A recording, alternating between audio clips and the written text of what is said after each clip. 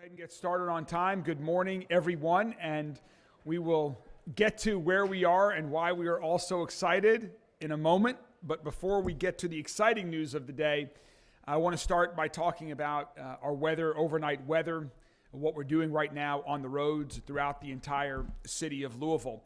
As everyone knows, while it is beautiful, we had about 3.3 inches overnight, according to the National Weather Service, of snow that has made our city beautiful, but of course has also impacted our roadways, and so that is what we've been focused on for the past 24 hours. Our snow team started working yesterday morning at 9 a.m. They were out brining the roads. They brined 493 miles of roads yesterday before the weather came into town. Our crews have been working 12-hour shifts since yesterday at 9 a.m., first with the brining, then they moved to salting, and then, of course, plowing overnight when the bulk of the snow hit our city. We started with about 32,000 tons of salt in our reservoir, and so far we've used about 2,000 tons of salt. So we still have plenty available. We don't think we'll need all of that for this occasion, but we'll be ready again for the next one as well. Right now we have over 50 trucks that are out on the roadways. Again, folks working 12-hour shifts, and I want to give a giant thanks to the 200 colleagues of mine at Louisville Metro government across the snow team that have been working through the night for the past 24 hours and that work so hard during all of these winter weather events. Bill Bell, who's our head of our Department of Transportation, Deputy Mayor George, so many others have been working throughout the night to make sure that we get our roads as safe as possible, as quickly as possible.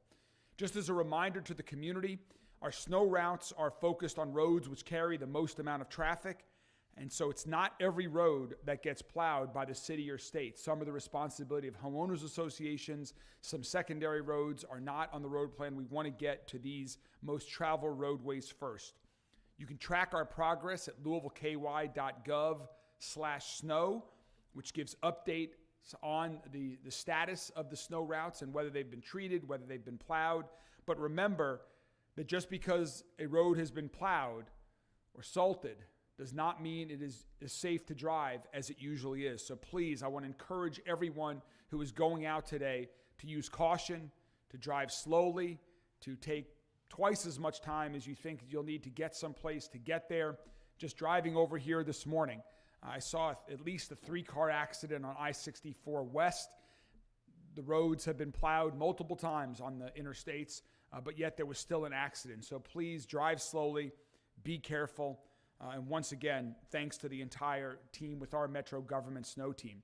I also want to give a shout out to the other home rule cities like St. Matthews and J-Town that also contribute, and they have their own public works departments that are doing road clearings in other parts of the county.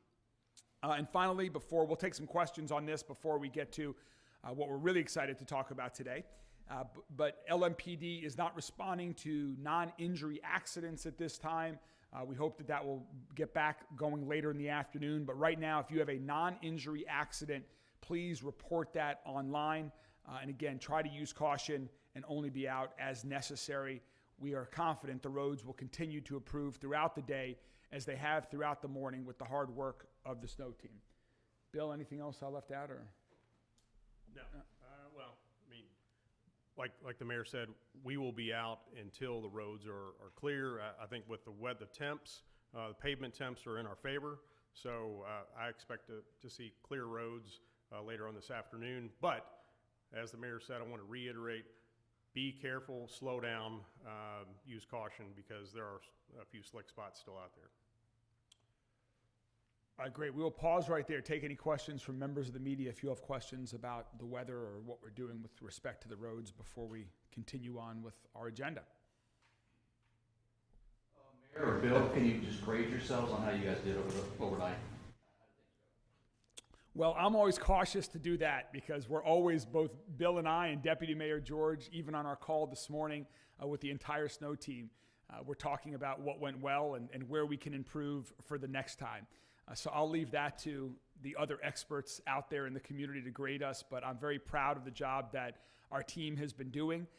And just from the roads that I've been on this morning, I think we've made a lot of progress overnight, notwithstanding how quickly the snow came down. We were prepared.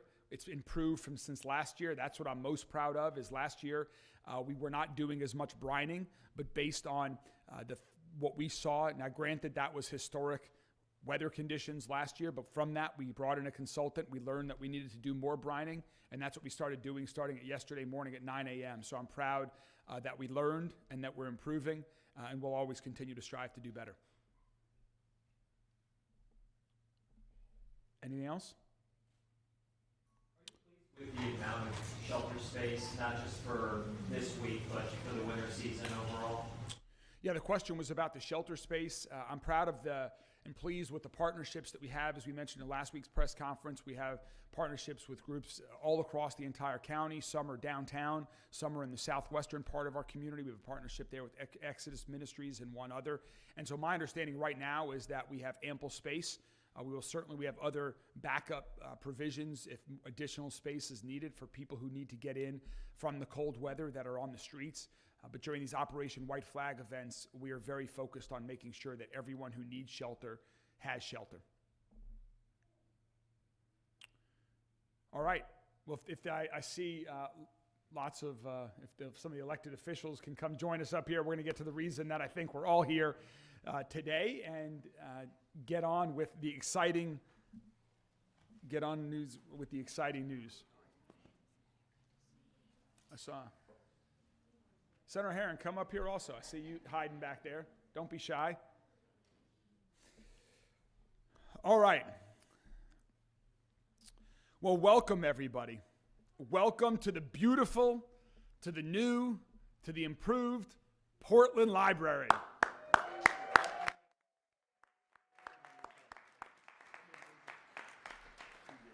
This has been a labor of love for so many people. And for my administration, we have made it a priority since day one to invest in our libraries, to build, rebuild, and improve library branches in neighborhoods all across our community. And in 2025, we've seen some amazing progress with such positive momentum. Just think about what we've accomplished this year. We've reopened the Parkland Library, which had been closed for nearly 40 years. We added a new mobile library. We now have sensory kits to make our libraries more accessible for families of all needs. And we had our largest summer reading program in nearly a decade. Our libraries improved under the interim leadership of Barbara Sexton Smith, who, Barbara, you can come up here too. Barbara's hiding back there. But Barbara has done an amazing job for us over the past year or more. And now we're so excited to welcome Heather Lowe, our new executive director of the Louisville Pre-Public Library System. Heather recently moved to take this position from Dallas, so I don't know if you've seen this much snow in a long time, but we welcome and are thrilled to have you. And today, we are all here to celebrate and so excited to open the new Portland Library. But let me be clear, even with all of this positive momentum, we are just getting started. We have a brand new Fern Creek Library that's on its way and under construction right now.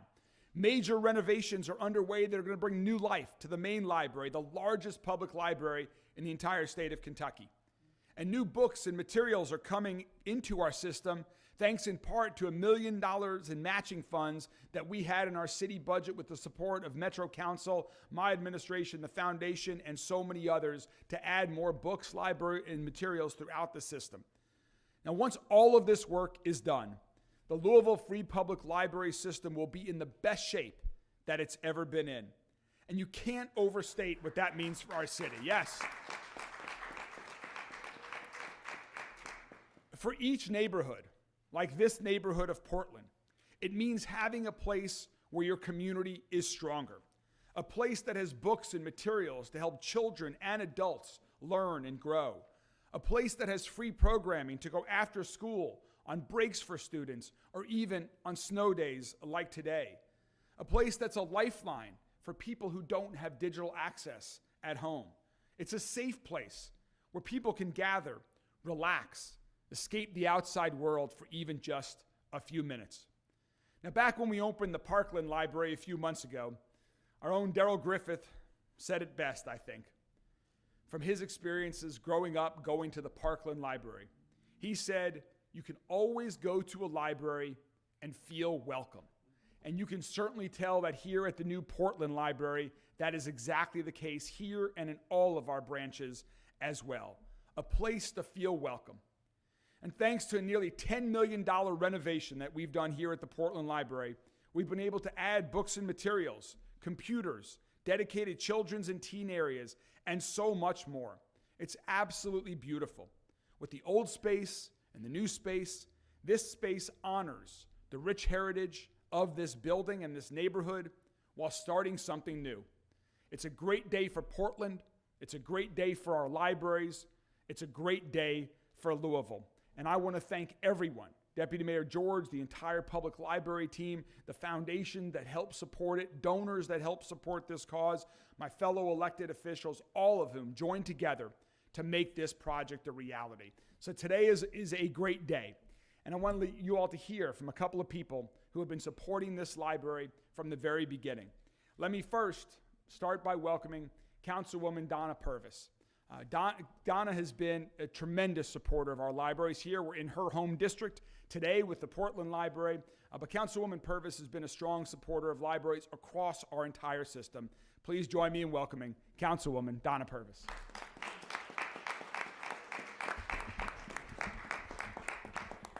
I'd like to thank everyone for coming out to see what beauty is. You can explain beauty in so many ways, but I think the beauty of this is that this community has a place where they can come and explore ideals and dream. I know that this place is going to allow people to come here and they will branch off to be authors, doctors, lawyers, because of the materials placed here in this library that will not only give them dreams, but these dreams will become their reality. And having access to dreams and dreams coming to reality is really what it's all about in these communities that have historically been known as the forgotten communities. We're sending a message that this community is no longer a forgotten community. With the help of Mayor Greenberg and the other elected officials, everyone should know and recognize that this community in it itself, there's been a huge reinvestment in. What that is given is hope to the community, and this is so very important. So I know that this is just the start of something. I know that I'm putting pressure on my colleagues and the mayor's administration, but there's been so many positive things done here in this district, and I'm so proud to be a part of it. So thank you again for coming out. Thank you.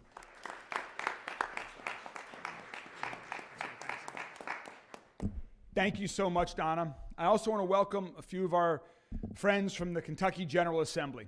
We have with us here today Representative Pamela Stevenson, Senator Keturah Herron, and Senator Gerald Neal. The three of them have also been incredible supporters of Louisville Free Public Library. Thanks to their and their colleagues' support, we got some support from the state for the new construction in our Fern Creek Library. And it's coming up on a budget year, so you guys know we're always going to be asking for support more for our libraries. It hasn't always come from Frankfort, but that's an area where we'll continue advocating for. So on behalf of the Jefferson County delegation, please join me in welcoming Senator Gerald Neal.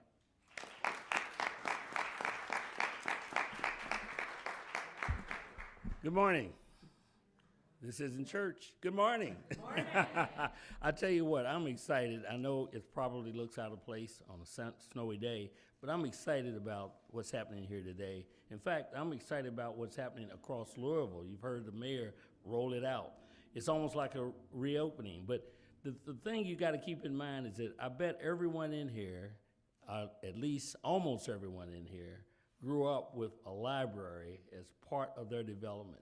So this is not like visiting someplace. It was part of your whole experience of growing up. It was part of your whole educational experience. In fact, it was part of your whole social experience.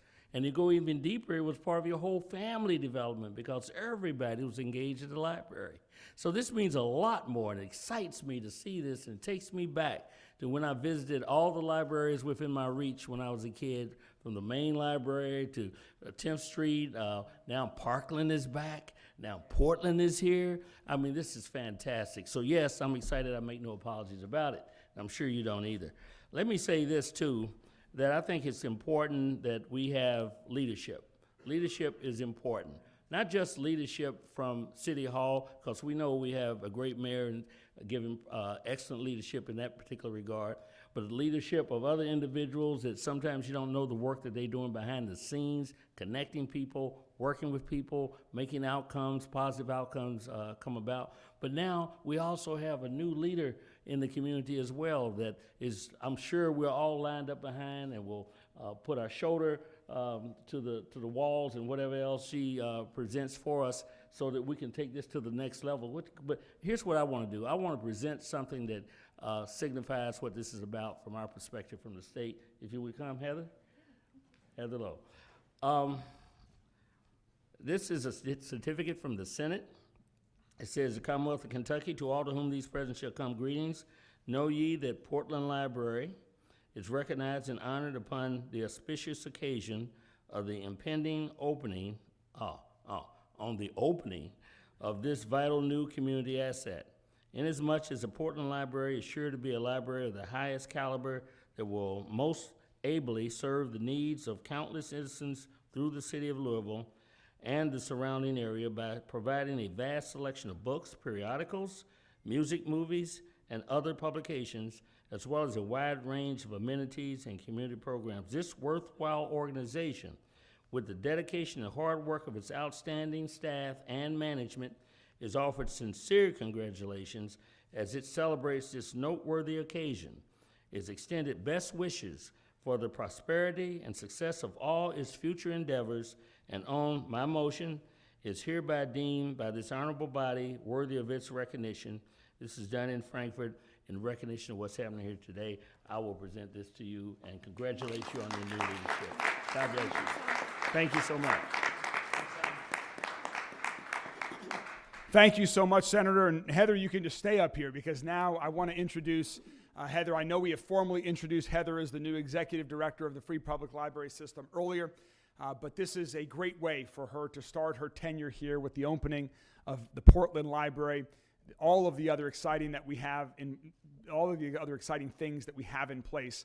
Heather has great experience joining us from Dallas, where she was the interim executive director of that library system. She has hit the ground running here, meeting with the team, meeting with outside supporters, getting to know our city and our library system to take it even to new heights. Please join me in welcoming our executive director of the Louisville Free Public Library, Heather Lowe. Thank you so very much. Good morning. I came to Louisville because people love the library. This community really, really does love the library, and I think today is a beautiful example of that. And I am so excited for today in particular because this is a beautiful building, but libraries are not just about the building. They are a living, breathing part of the community. And this Portland Library has been an anchor for the neighborhood for more than a century. It first opened in 1905 and then moved into this building we are in 1913. And this is not just a beautifully restored and reimagined space, but it is also a renewed commitment to what libraries do best. We connect people to one another, to opportunity, and to possibility. This renovation was made possible through Louisville Metro's investment with the support of Mayor Greenberg and the Metro Council, particularly Councilmember Purvis, and the remarkable energy of our donors. And it's given Portland a library that honors its history while boldly looking toward the future. And it's got a larger collection, expanded technology with a wonderful makerspace, a dedicated area for children and teens, meeting rooms. But this library has really been designed to be a community hub. It's a place where learning, creativity, and connection can happen every day. And the investments in this space, both public and private, with the help of our wonderful Library Foundation, have done more than build a facility. They've built community capacity, dignity, and belonging. Libraries are one of the few places in American life where everyone is welcome. And I'm so excited to hear everyone else on the dais today talk about the people in the library as well. There is no purchase required, and your only entry fee is curiosity. More than any of that, libraries are connectors. We connect parents with early literacy education. We connect job seekers to new skills, neighbors to shared spaces, and young people to mentors and spaces that are safe for them to grow and explore who they're becoming. A library like this one gives a neighborhood an opportunity to grow, gather, and to imagine. And I want to thank the Louisville Free Public Library staff, because they have been working very, very hard to have everything in place for today. And now, standing with our neighbors here in Portland, this building finally feels complete, because a library only truly comes alive when its community walks through the doors. So to each of you, thank you for believing in this neighborhood and this library and in the power of connected community. I am so honored and thrilled to begin my tenure here at this moment, standing with you and standing with Portland. And together we have created something that will serve generations. And honestly, I think nature gave us a beautiful day to do it. Thank you so much.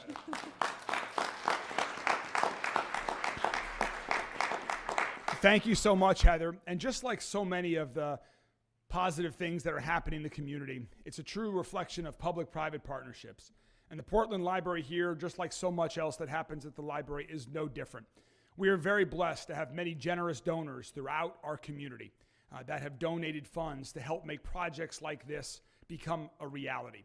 And coordinating private sector philanthropy and support for the foundation is our Library Foundation.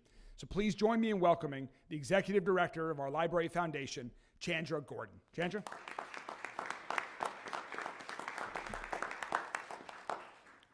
Good morning, everyone. I want to begin by thanking our One Library, One Louisville campaign committee. Without them, so much of this would not have been possible. And I especially want to thank our co-chairs, Paul Costell and Deb Murphy, and honorary co-chairs, Henry Heiser and Frank Harshaw. Their hard work and generosity were instrumental in bringing this project and all of us to this moment. The Library Foundation is honored to partner with and to support the Louisville Free Public Library.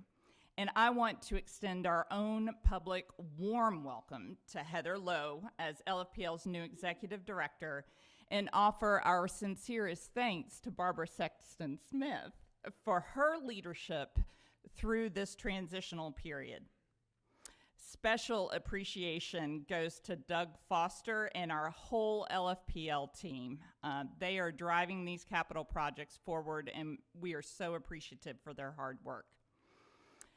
To Mayor Greenberg and Deputy Mayor Nicole George, Metro Council, our state representatives, all of our elected representatives, thank you for this public investment.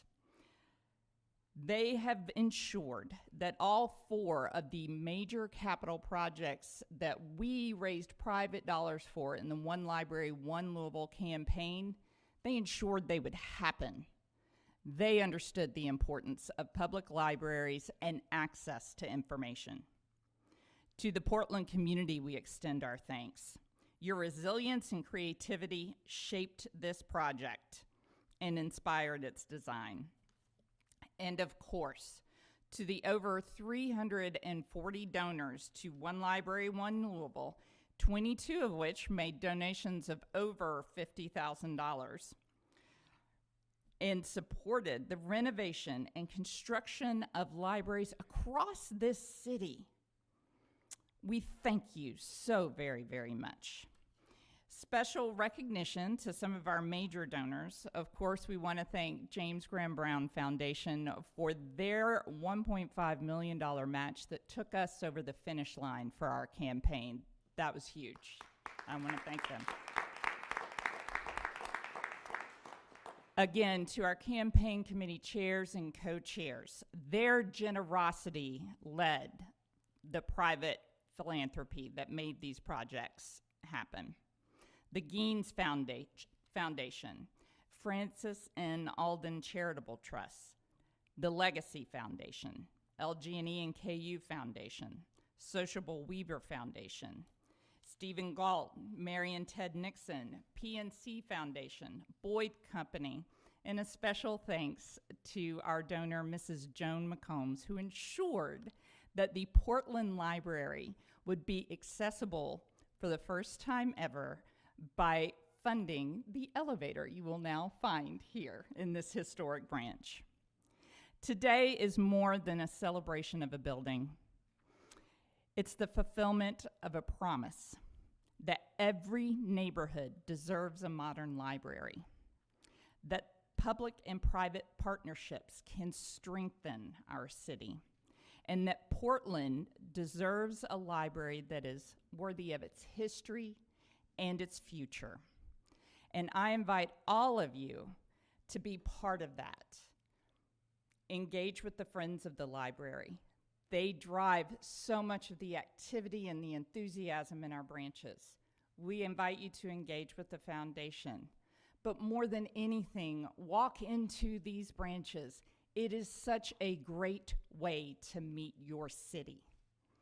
Thank you all.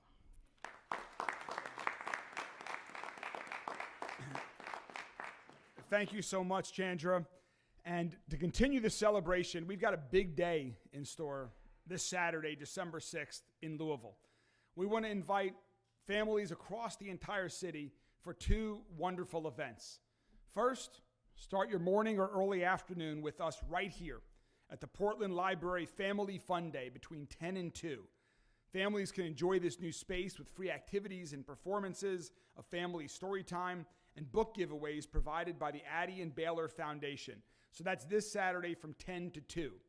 And then after you take a very quick break, we want people to go a little bit east, downtown, and join us for wonderful, the biggest and best yet, Light Up Louisville.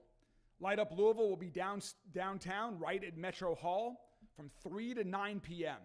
There's going to be lots of activities for the entire family to enjoy. There's a market for some holiday shopping. There's going to be great food and beverages for children and adults. There's going to be opportunities for pictures. There's the light up, lots of light parade that starts at 6 p.m.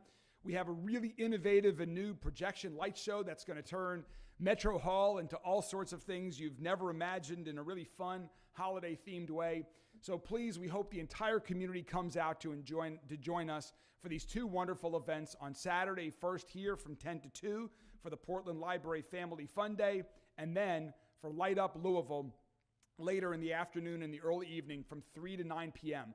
Both of these great community activities are free and open to the public, and so we hope we'll have a wonderful turnout.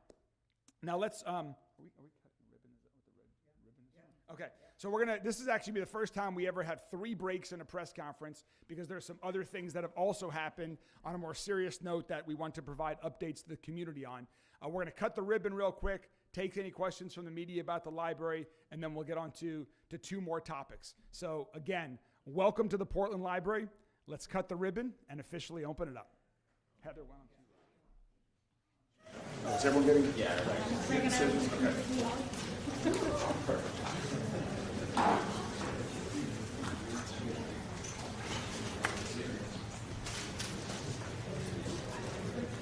We're gonna have to hold on to the ribbon so it doesn't fall. So first, let's all look, guys. All right, let's do that. 3, 2, 1. All right, officially open.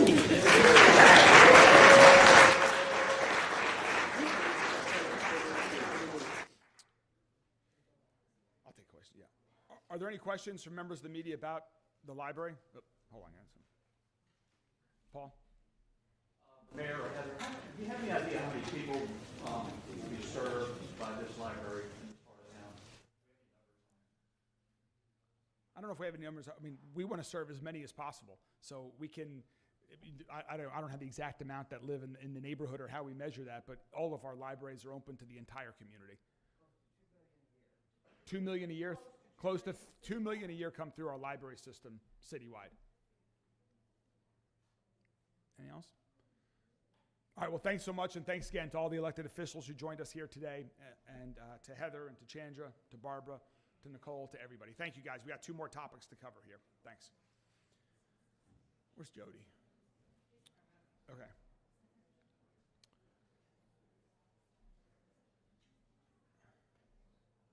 So we also committed to two more topics that will be brief. The first one is we committed to providing weekly updates regarding the cleanup and the aftermath of the UPS flight crash. And so here with us today to provide a brief update on activities that have taken place since last week's briefing is Jody Myman, Executive Director of our Emergency Management Agencies. Jody? Thank you, Mayor. This is a quick briefing, but it's a very exciting briefing, and we mentioned a lot of things that were moving, a lot of moving parts from last week. Last week we mentioned that in Phase 1, we opened from Don Hudson South on Grade Lane all the way to Outer Loop. That's worked very well. Those businesses have been able to have customers coming and going as they would business as expected. After the press briefing last week, we were able to open up Phase 2 as a soft opening, again along with LG&E getting gas services restored to the businesses on Grade Lane that are safe to do so. They were able to safely get 24 businesses their gas service back on Grade Lane. There were a couple of them that didn't pass a pressure test, and they've since contacted contractors to come in and fix that problem so that they can get their gas restored. But they are coming and going with their with the business owners and the employees that work in those businesses. So other than the general public and the customers coming in and out, they've been able to come in and do business as they normally would.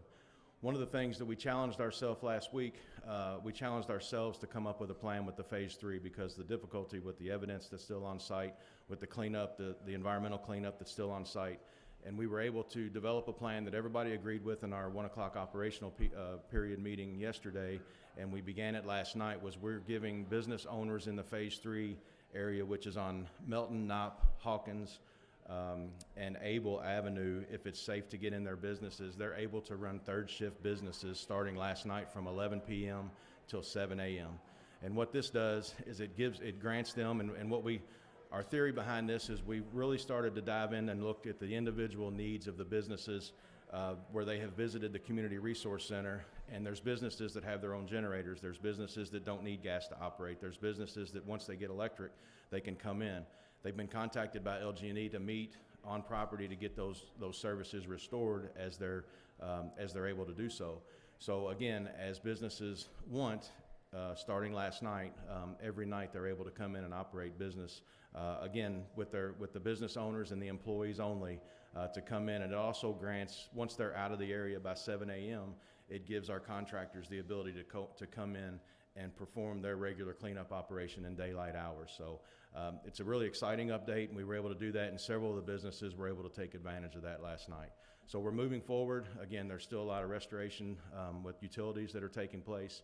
There's still, again, a lot of evidence on the ground. They're getting into the areas where the majority of the aircraft is located, which is slowing that down. Obviously, the weather today, it seems like every Tuesday we've got some type of weather issue, but you know, with the great work from Public Works and the snow team, they were able to salt the roads, so there was no delay in getting crews out this morning. They were there to work, and keep in mind, we've still got over 150 people that are working the site every day to get that area opened up. So that's the report for this week. More to come next week, but again, it is an exciting report. Thank you, Jody. And just to add on to what Jody said, a quick shout out to Brandon Redding with Redding Fleet Services. I want to thank Brandon and his team for providing access through his property that are allowing these businesses to be open during the third shift so that businesses in the impacted area can continue to get back to work, get their businesses reopened as quick as we can possibly make it. And finally, I want to give a quick update regarding our independent monitor. As you all know, we have a new independent monitor. It's Effective Law Enforcement for All, or ALEFA, that we recently engaged to help us implement our community commitment, Louisville's consent decree. There's been a transition of leadership at that organization. Michael Harrison, who was introduced to the community earlier this year, just a couple of months ago when he was in Louisville, a few days ago, Michael let us know that he is going to be pursuing a new opportunity. It's an exciting new opportunity for Michael. It's going to be publicly announced later today. We are incredibly excited for him with this new opportunity. So he is going to be departing he's going to be departing Alifa. However, luckily for us, the independent monitor team is being taken over by somebody that we in our community already know as well, Cherie Briscoe Stewart. Cherie is a deputy commissioner, a retired deputy commissioner of the Baltimore Police Department, having served the city with distinction for more than 29 years. Cherie made history as the first African-American woman to achieve the rank of deputy commissioner in the Baltimore Police Department. And during a crucial period in Baltimore's history, she served as the commander of the Western District in the aftermath of the 2015 Baltimore civil unrest. Here in Louisville, many of us already know Cherie. We've been working with her as part of the team with the Independent Monitor. She's been part of that team since day one. We have full confidence in her leadership, and this change will not slow down or alter anything that the Independent Monitor and their team at Alifa are doing, that we're doing at LMPD. And Cherie's going to be here a few times over the coming weeks to meet with Metro Council, to meet with folks in the community, to meet with LMPD, our administration. Cherie and the team are already off to a strong start. But we wanted to provide that notice on that personnel change that will be effective later today. And with that, I'm happy to take questions on these or any other topics that members of the media may have.